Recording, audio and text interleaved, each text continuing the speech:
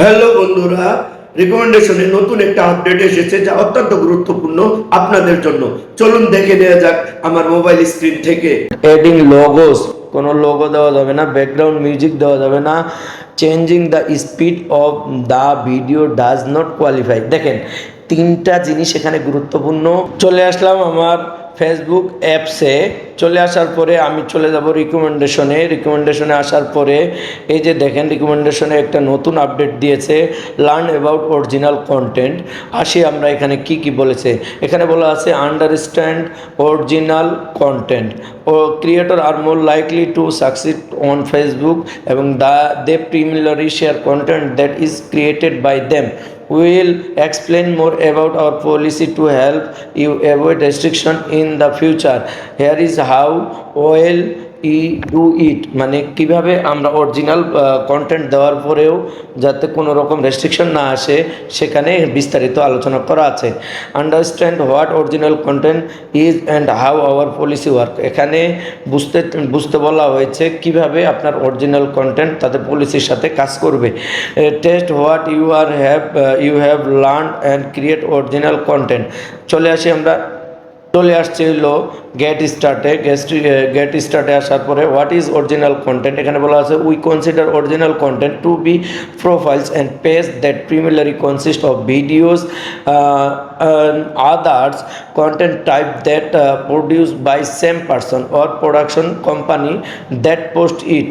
তারা বলেছে ভিডিও বা আদার কন্টেন্ট একই ব্যক্তি যদি প্রোফাইল এবং পেজে সে দিয়ে কাজ করে সেখানে কাজ করতে পারবে।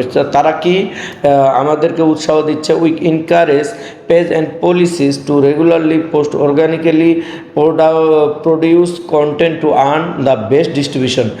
তারা উৎসাহ করছে পেজ এবং প্রোফাইলে রেগুলারলি আমাদেরকে বলা হয়েছে এখানে পোস্ট করার জন্য এবং আর্নিং করার জন্য বলা হয়েছে। Protecting your unique content and other through our guideline helps create more authentic কমিউনিকেটিভস।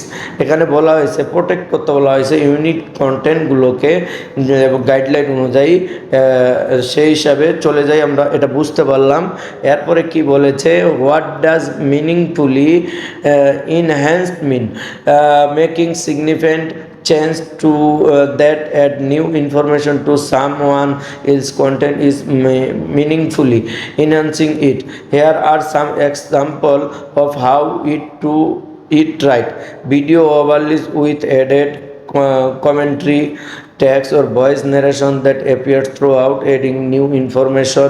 Consistent editing is used throughout and adds new information, such a compilation of clips around a person to tell their life story or a top 10 list of product category with pricing and or performance details added. এটাকে বলা হয়েছে enhance।